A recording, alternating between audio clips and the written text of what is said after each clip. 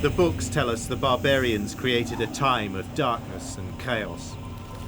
That this age was simply a gap between the glory of Rome and the rebirth of Europe in the Middle Ages. But I believe the truth was rather different. I suspect we've been misled by the few surviving records from the Dark Ages. I believe that we owe much more to the barbarians than we realise.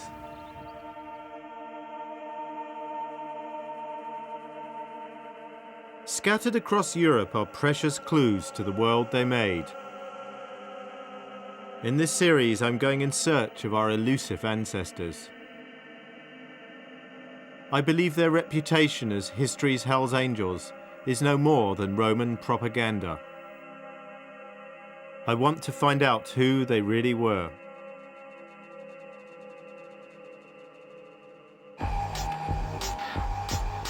But first, I want to try to solve the mystery of why their legacy has remained hidden for so long.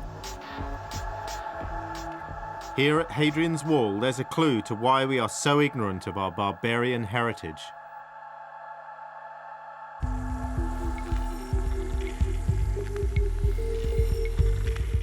These stones record the lives and deaths of men who served here at the end of empire, at the beginnings of what we call the Dark Ages.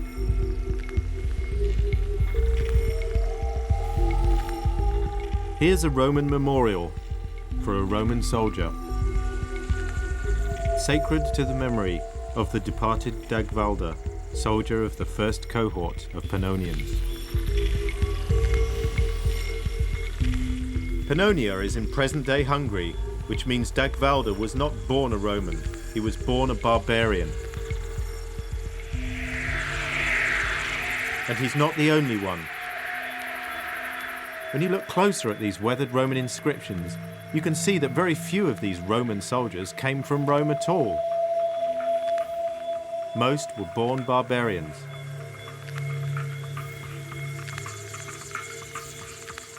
But when Dagvalda's widow put up this memorial to him, she stressed his Roman connections. She all but ignored his barbarian roots. It's no wonder we're ignorant of barbarian life.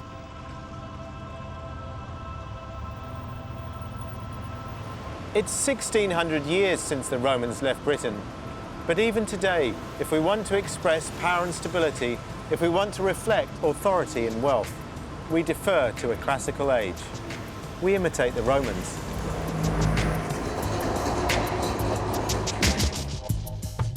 And we don't just copy their buildings. Like Dagvalda's widow, we still venerate Roman culture.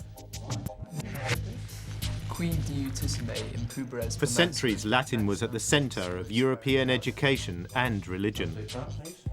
So it's not surprising that it's always been assumed the people who destroyed the Roman Empire were simply ignorant savages. But I'm convinced that barbarian societies must have been as complex as any other. When the barbarians overran the Roman Empire, they would have brought with them ideas, ways of relating to each other, and systems of justice. Finding evidence of what that culture was is going to be difficult. All the accounts that have come down to us about the fall of Rome were written by Romans and their allies. It's a one-sided story. To the Romans, the barbarians were ignorant, savage, and uncivilized. To the Romans, a barbarian was just a barbarian. If I'm to truly understand the barbarian point of view, then the evidence I'm looking for will have to be different. Here, in Britain, there's only one place to start.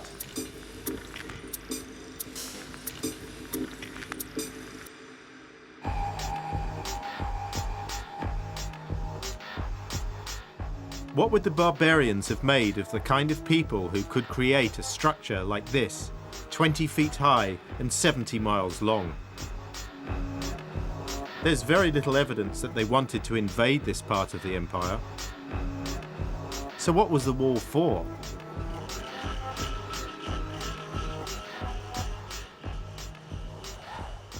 It would have been quite an impressive thing. It showed the might of the Roman Empire.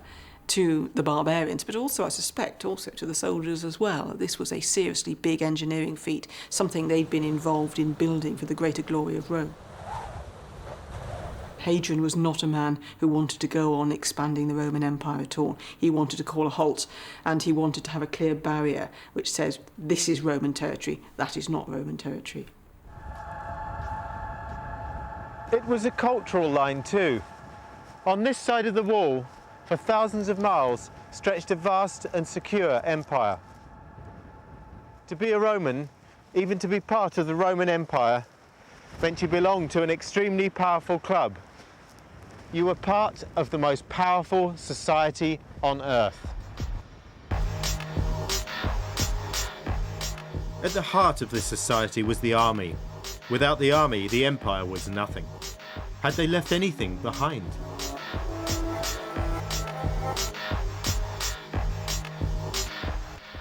Have any weapons been found on the wall? Remarkably few, because obviously soldiers were looking after their weapons, they were expected to.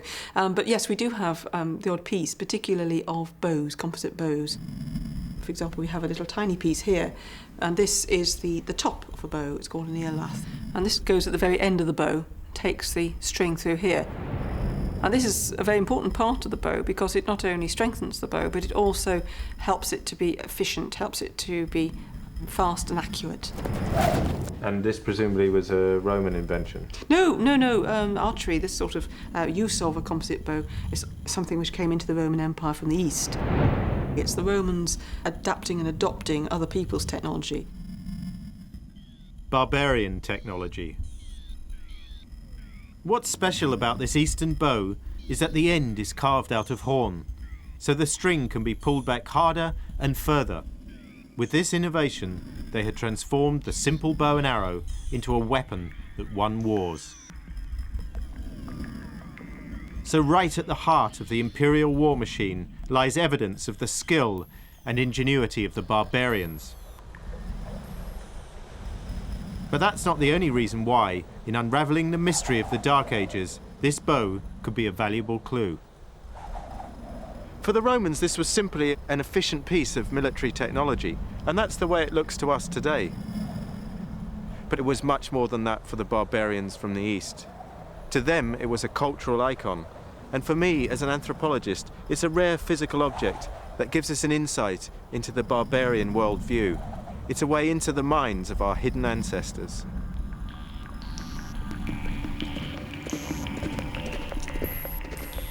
This is how the bow would have been fired.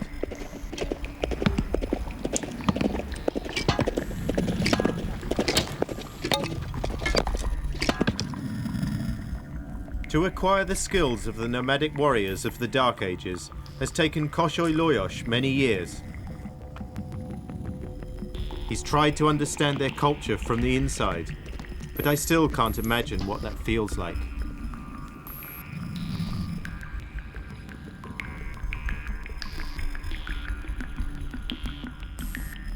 If you do something your ancestors did, you can come closer. Closer and closer. If I don't use the bow and don't sit on the horse, no contact. But I do every day, 2 times a day. It's a little bit closer and closer, and I can thinking about the past.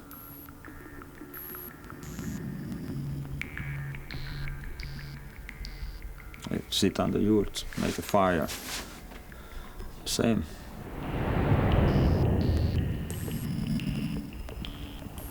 Two dozen years ago, the people say, shoot from the horse. I think it's a little bit closer.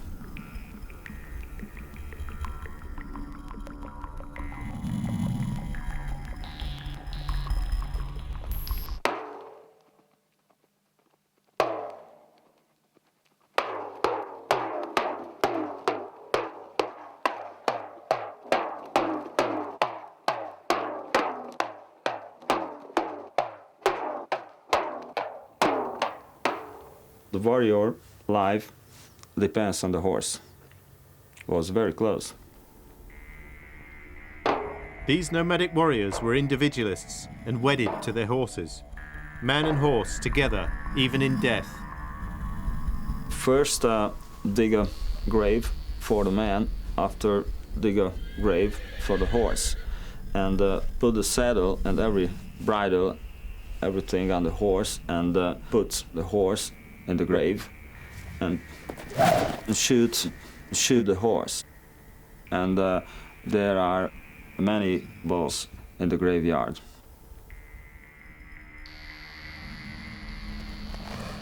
Spending time with Lajos gives me glimpses of the barbarian mind.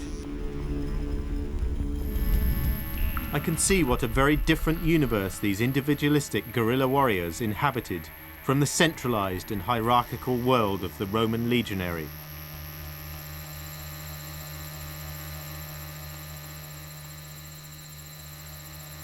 Lajos's passion and commitment is one way into their world, but I need something more tangible. My journey through the Dark Ages starts in the very last days of empire, the beginning of the 5th century. That was the time the Romans made this extraordinary map, stretching from Britannia in the west to China in the east. It's really a diagram of the world they knew. With all roads leading to Rome, it combines the simplicity of a tube map with the detail of a route planner. I'm taking it with me as a constant reminder of why we know more about the Romans than we do about the barbarians.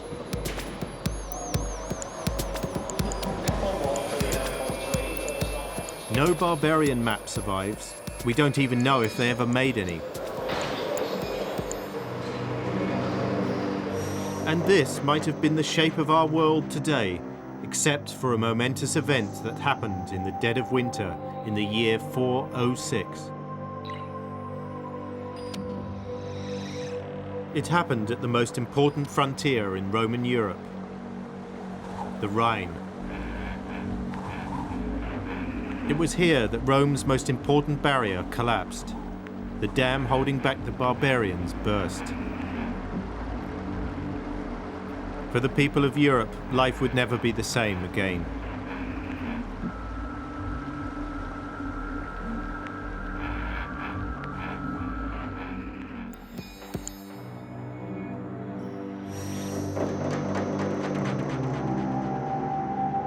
At the beginning of the 5th century, migrating Germanic tribes were on the move across the European plains towards the Roman world.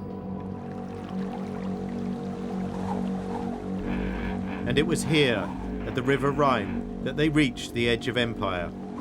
For these migrating peoples, it was a barrier to be crossed, then forgotten. Like Hadrian's wall, it was guarded by forts and defended by troops. But it was under far more pressure. The enemy was trying to get in.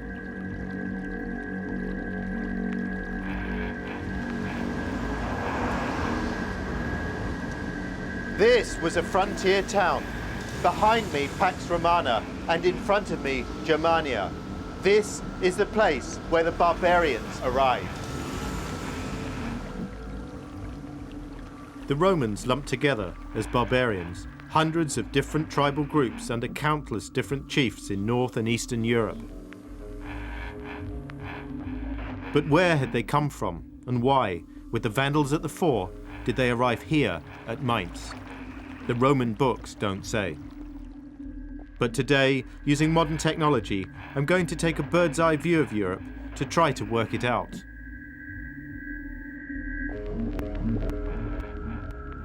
So in the Dark Ages, when people came from the east into Europe, which routes did they take? Migratory peoples coming from the Eurasian steppe had various routes of access into Europe. One is crossing at the mouth of the Danube and into what was northern Greece, centrally through the Moravian Gap, and then further west, reaching the Rhine and giving access to Gaul or northern France.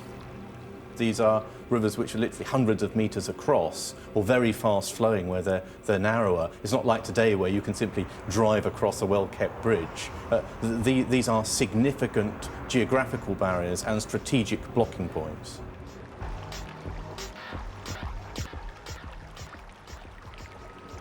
When a Vandal arrived at this barrier at the beginning of the 5th century, he'd have been confronted not only by the river, but by the might of the Roman navy.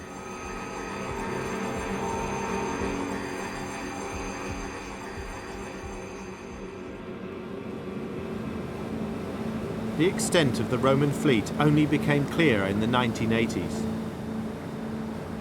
It was while they were excavating by the banks of the Rhine that archaeologists realised the importance of some ancient timbers they'd found buried in the mud. This discovery showed that the Romans regarded the barbarian threat seriously enough to establish an extraordinary inland navy. The timbers have been precisely dated by the science of tree ring growth to the very last days of empire. These then were the ships which secured the barbarian front line. They patrolled the river twice a day between forts which had been built about 20 miles apart.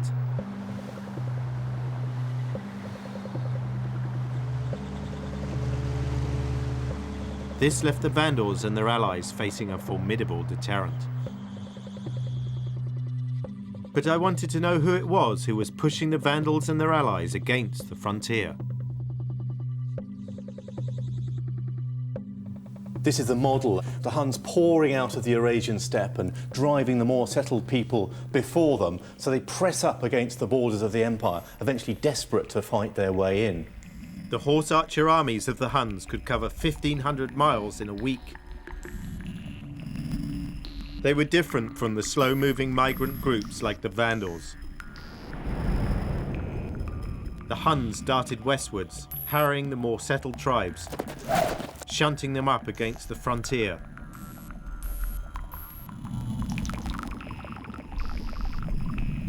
The crossing of the Rhine was obviously a difficult thing. It was a very heavily defended area. And on one famous occasion, on the last day of 406, a confederation led by the Vandals actually crossed the Rhine at Mainz when the river was frozen. So they walked dry-shod into the empire. And that was a crucial moment, really, of the breakdown of Roman authority north of the Alps.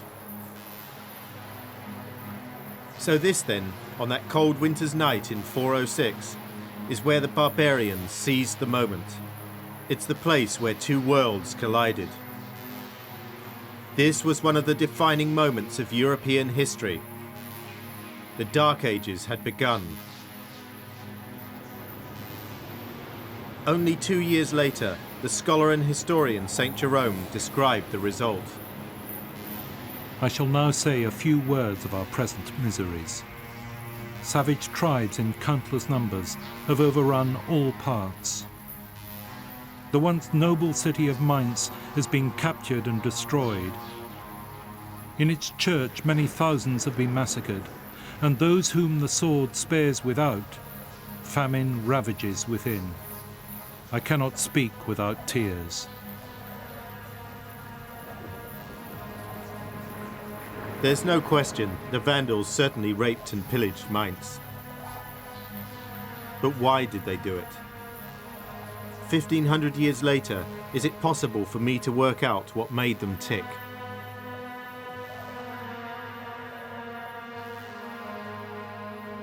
Most peoples who would invade the town or city of another people and stay there would want to keep it in some good shape, but you're saying they completely decimated it. I think these wandering tribes had no inkling of what life in the town means, and so they had no idea that the town itself had some worth.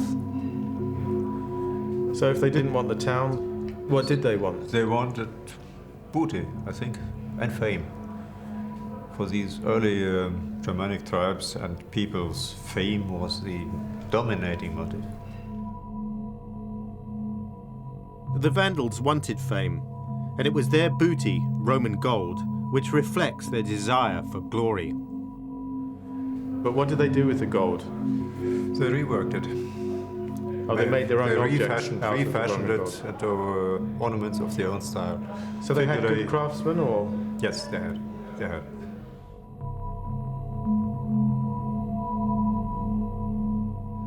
And the technical quality, they are perfect. And it's utterly astonishing that people could produce such wonderful ornaments without having a fixed workshop.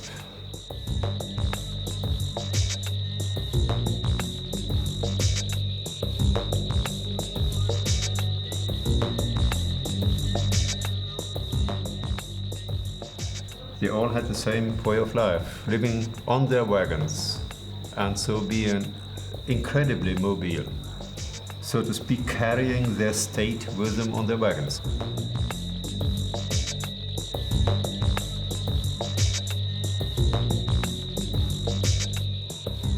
To understand the barbarians, you have to adopt their mindset. Civilization doesn't have to mean living in stone buildings. It doesn't even have to mean living in cities. Tribes like the Vandals weren't looking to settle down.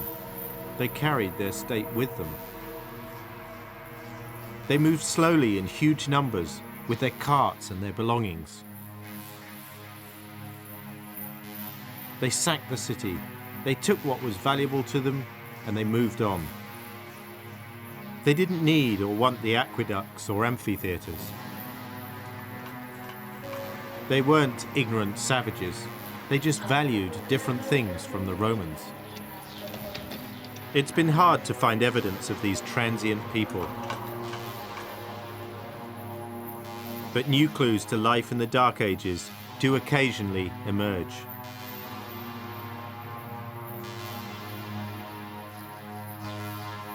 In Austria, archaeologists are studying one of the most important 5th century graveyards ever found. It's yielding tangible evidence about the way of life of these Dark Age people.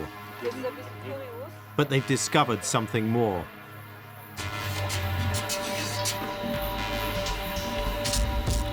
Some of the skulls are grossly misshapen.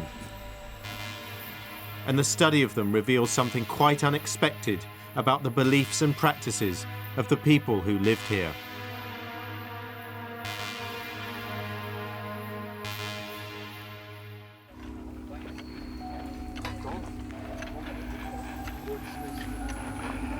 In this Dark Ages graveyard, I'm hoping to find clues to help me understand the most elusive of all the barbarians, the Huns. Archaeologists have found 166 skeletons here, and forensic anthropologist Maria Teschler has made a remarkable discovery. At least 3 of the bodies have misshapen heads. Compared to ordinary skulls, these were grossly deformed.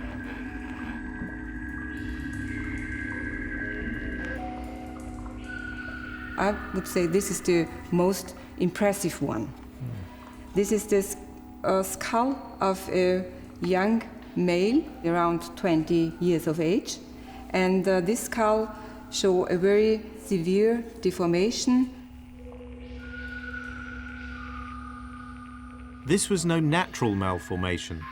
These skulls had been deformed during childhood deliberately. They used a tight bandage. We do not know about the material. Most probably it was leather or other material. And they started to do this deformation in a very early childhood, in the period shortly after the birth, because the bone is very soft in that time. So if you tie it really tight across here, you can actually make the skull grow in a different way. Yes. But why would a parent do that to their own baby? We think this is a Hun custom, and maybe the inhabitants here made a copy of this custom. And why did they want to be like the Huns? Because the Huns were powerful individuals, powerful people, and they tried to be like this. This is the kind of evidence I need to help me to see the barbarians from a non-Roman point of view. To the people of that remote mountain valley, the most demonized barbarians of them all, the Huns, were not savages to be feared and despised. They were so glamorous and powerful that the community wanted to make their own children look like the Huns.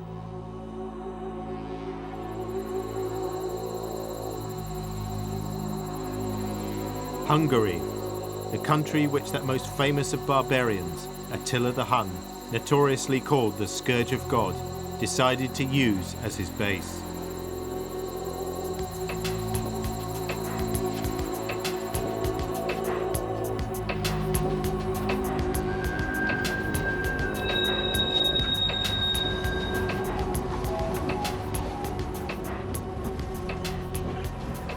The perplexing thing is that although we've all heard of Attila, the Huns themselves left remarkably few traces of their time in Europe.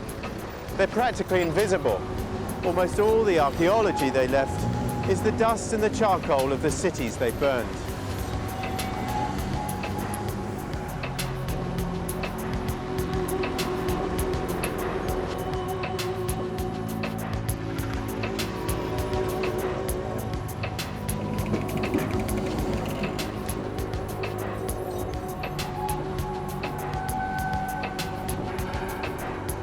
The Vandals at least left golden ornaments.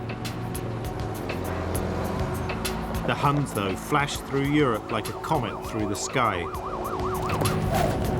and disappeared as suddenly as they arrived. But I'm on my way with anthropologist János Tari to meet a man who's devoted his life to searching for the Huns and who doesn't rely on Roman history. We met, appropriately, in a cafe in Attila Street.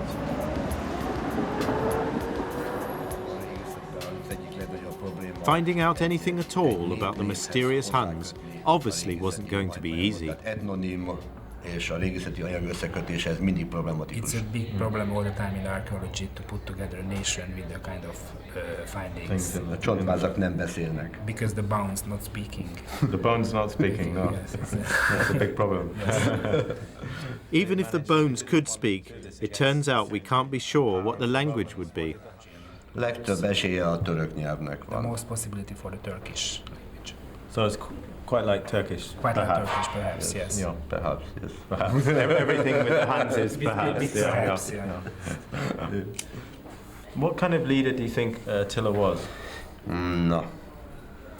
Hát most aztán megkaptam a megfelelő kérdést. Erre nem lehet This is the most horrible question. It's not The most possible. horrible More, question. yes, So the only thing we can be sure about the Huns is the name of Attila. Egyáltalában nem lehetünk Attila nevében biztosak. Attila neve egy gót név. We can't be sure in his name as well. You can't be sure of his name either? No. So when you were young, you hoped to find all the answers to the Huns. Do you think you found all the answers? Nem. No. So, the most famous barbarian leader of the most famous barbarian tribe is still out of reach. Is this as close as I can get to these people, who seem to have vanished from history?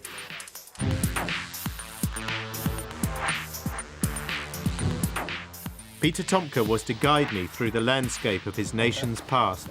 Wow, Danube. And using my Roman map, he placed Hungarian Pannonia in the ancient world. So where did the Huns come from? Huns come from The other end. Yes. They come all the way. Look. They go down here. Pannonia. That's Pannonia, yes. After years of searching, he literally struck gold near his home in the provincial town of Győr in northwest Hungary, where he was to make an astonishing find. Das ist Győr. Das ist Győr. It was here he found a hoard of Dark Age treasure. Ezen a vidéken This volt. area was the excavation. A discovery so rare it was to shed new light on this invisible people. It could only have belonged to a Hun. It means they were here personally, the Huns were at this location. The Huns were definitely here. Yes. Definitely. Yes.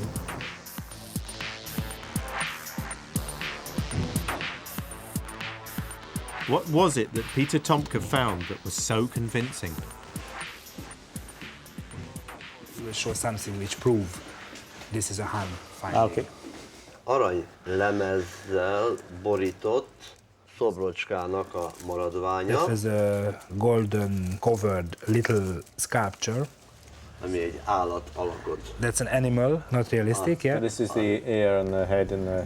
Ear, the head and the neck and the body here. This beautiful object's true significance only became clear when Peter told me about similar discoveries. At last I could pin down the origin of these warriors. They found similar objects. On a map, he explained to me that tiny golden sculptures of horses, just like this one, had been found in an arc which curved all the way from the reputed birthplace of the Huns in eastern Siberia to here in Hungary. So these horses are like the kind of signposts of where the Huns travelled from Central Asia all the way to Hungary. Yes, these are the proofs. So for the first time, I found barbarian, not Roman, evidence. The Huns had moved from Asia to Europe. But there was something else. The next find symbolized the strength that lay at the heart of Hunnic culture. And we find these. Are these from a real Hun bow? Yes. It's a real Hun bow parts. Arany. Now this is gold. This is the Hun golden decoration. So all these parts were gold. Ezek. Ezzel nem lehet egyetlen egy lövéssel leadni. Yeah, it was a very special symbolic thing, he said, because it's impossible to shoot with this. Különben leröpülnek a So jelvények. it wasn't actually used for shooting arrows. It's with this golden bow, it's impossible to shoot. So this is a bow that belonged to a leader of the Huns. Ez az a bizonyos híres gold bow from the Huns.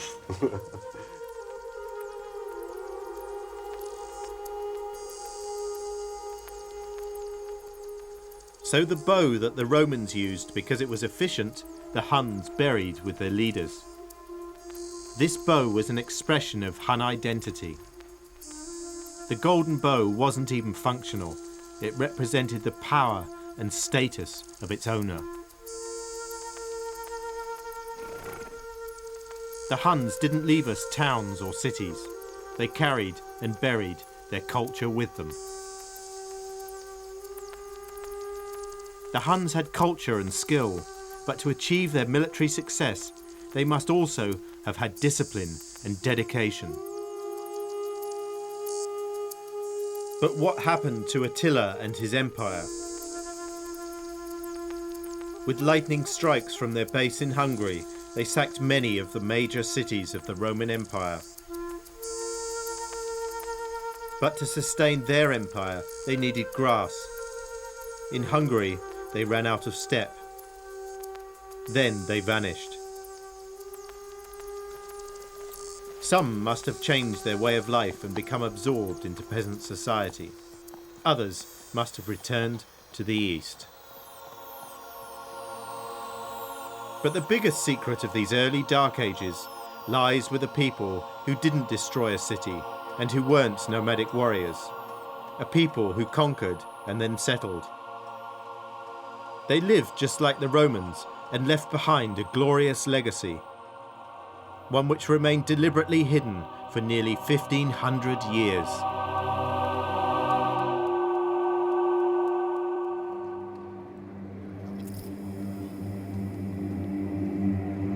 This is Ravenna in northern Italy.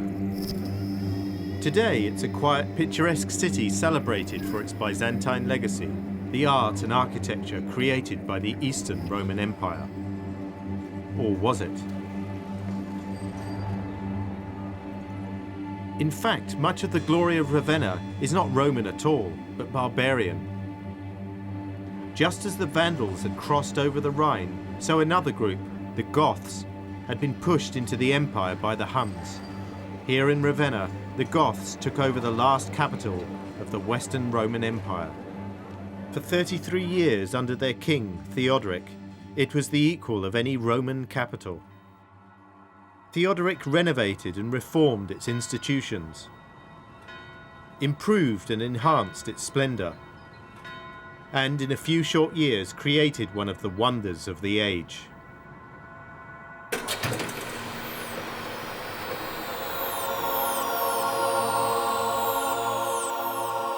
This would have been like walking through heaven's gates.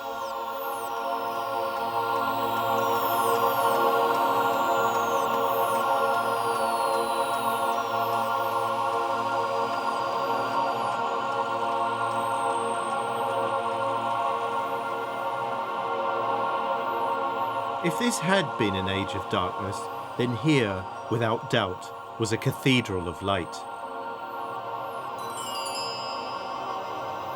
This is Sant'Apollinare Nuovo, built by Theodoric nearly 1500 years ago, one of the brightest jewels of the Dark Ages.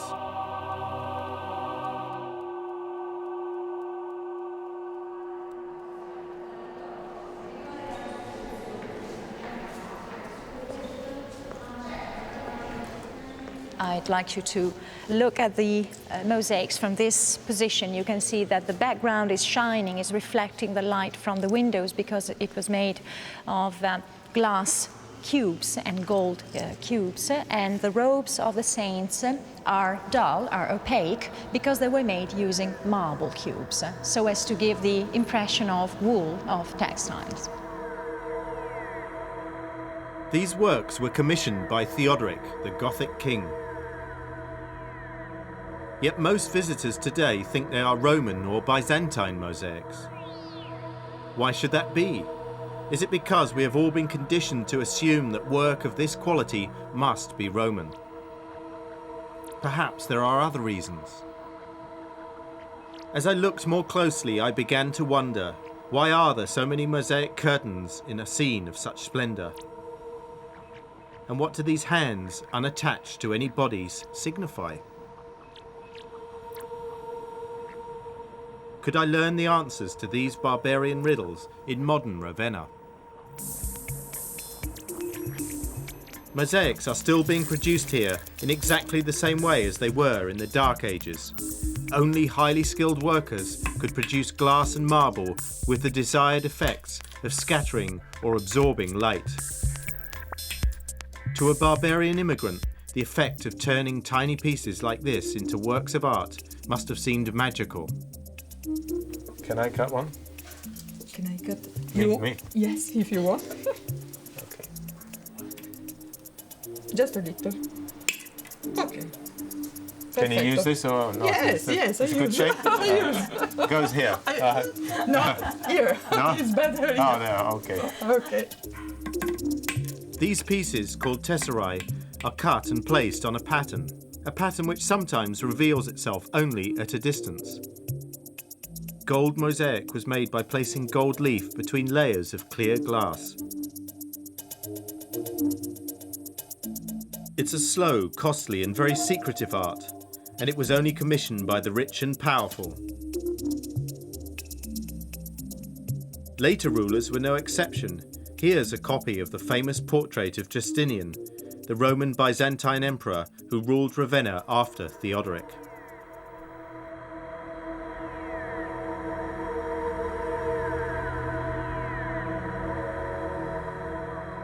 In Sant'Apollinare, I wanted to see whether the mystery of the curtains was any clearer. I realise now that they reflect so much work that they must have had a very deliberate purpose. What were they supposed to represent?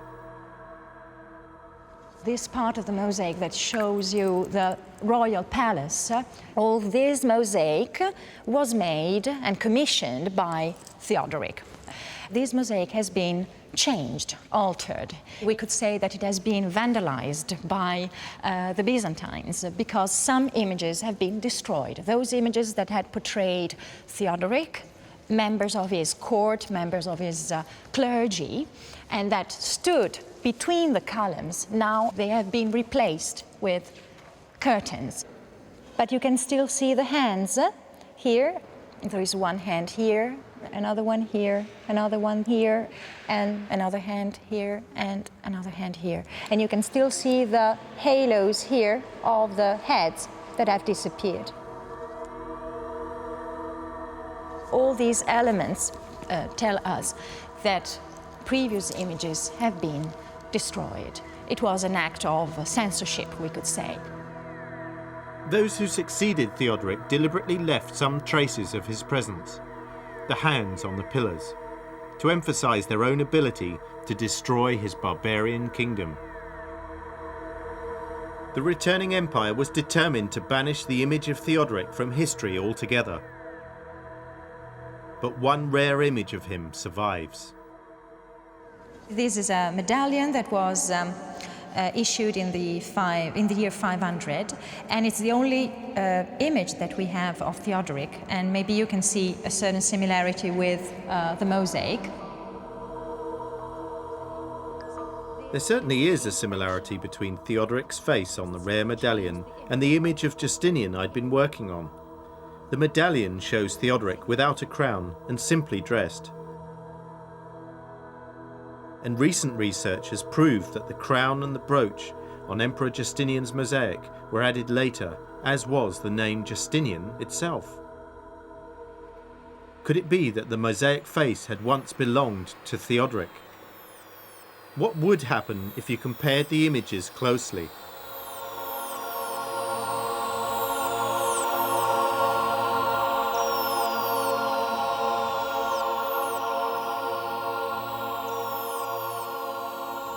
So they really airbrushed him out? Yes, they airbrushed him out. The returning Romans had felt so threatened by this evidence of a barbarian culture that they removed it.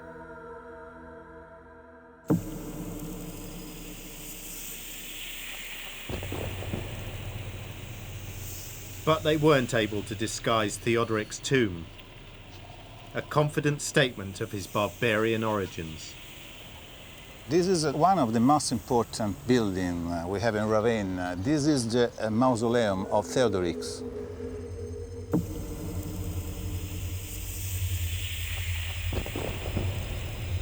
There are echoes of his early childhood on the plains of Eastern Europe.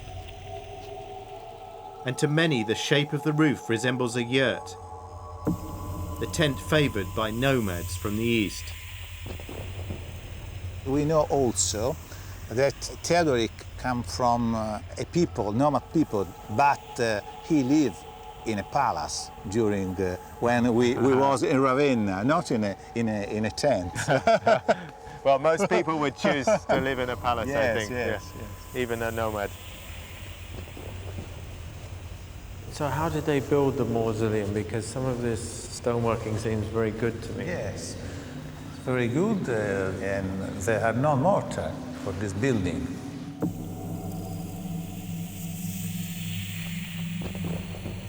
The vast dome of a roof was carved from a single piece of stone which was shipped across the Adriatic Sea from Istria in modern-day Croatia.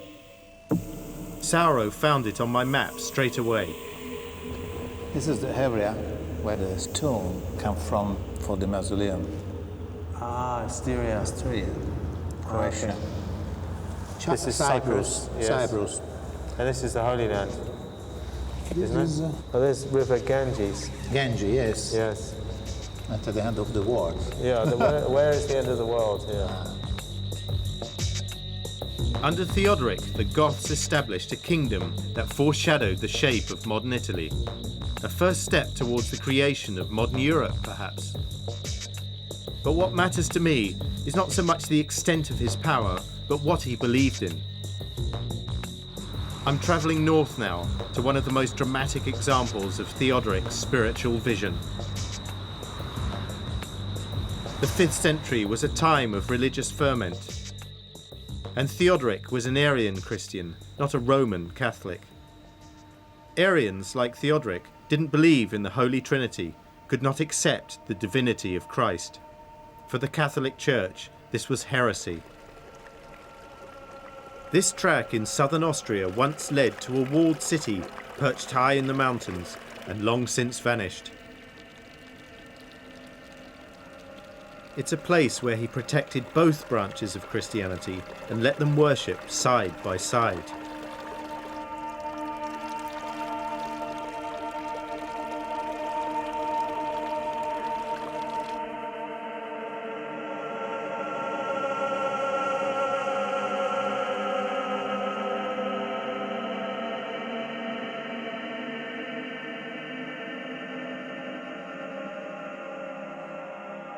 Side by side on the top of the mountain, stand the ruins of two ancient churches.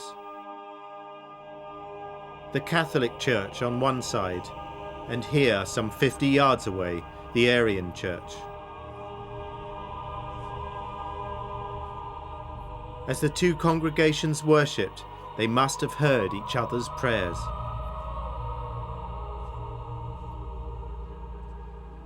This just and civilized barbarian said once, "We cannot command the religion of our subjects, since no one can be forced to believe against their will."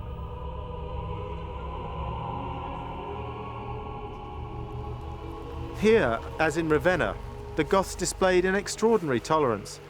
A tolerance perhaps we wouldn't expect to find among barbarians, and a tolerance perhaps that we're lacking today.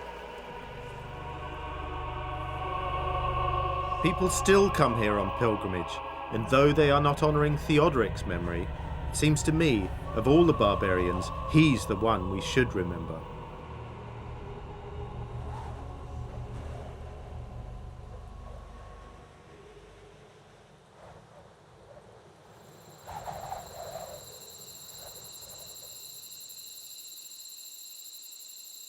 The barbarians have been dismissed as the Hell's Angels of history. For 1500 years we've had a one-sided view of them. I've discovered there is no one label that can be applied to the various tribes who took Europe from the Romans. The Vandals, who breached the frontiers at Mainz, simply valued different things and a different way of life. The Huns formed a military force which was able to rival and overpower the Romans, helped by a technology which was to change warfare for 1,000 years. More than that, they were a sophisticated and cultured people.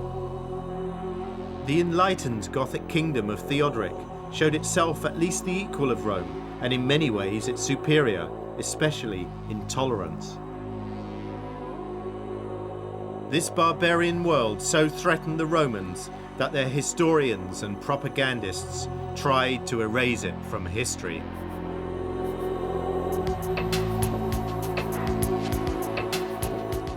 I've reached the end of the first part of my journey, but in the far northwest of Europe, another wave was breaking. This time they would arrive by boat. But were they barbarians intent on destruction, or immigrants striving to create a new world?